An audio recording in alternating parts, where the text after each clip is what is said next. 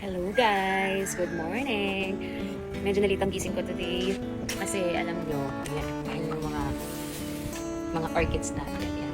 Ganda pa rin sila, hindi ko sila masyadong nakakausap these days dahil super busy ko nga. So yun, late na ako gumising today. Actually hindi ako late gumising, maaga ako bumangon. Ang kaso, late na ako, maaga ako gumising pero late ako bumangon dahil sobrang pagod ko yesterday tapos sobrang late na rin ako nakatulog at late ako nakatapos sa work. So ayan guys, alas 8 na ba ngayon? Ito oras na, hindi ko na alam yung time. Pero kakagising ko lang, good morning po.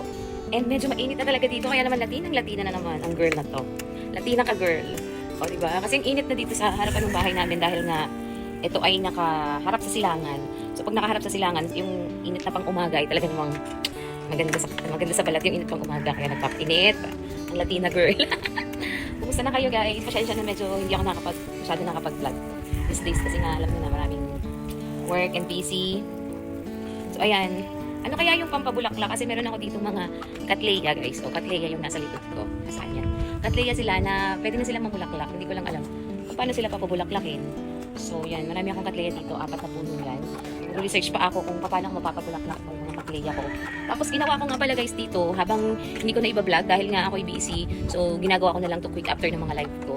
Ito, ginawa ko yung mga flowering plant like this, yung gumamela, rose. Ayan, may rose buds na siya.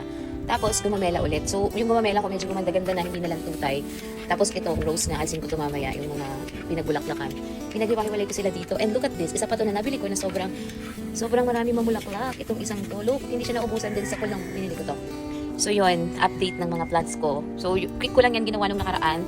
Dahil nga ako ay busy nga sa mga, alam nyo na, buhay. So, ayan, quick yan. Sana mabulaklak sila ng sabay-sabay para naman maganda dito. Ito nga pala yung steaming room namin.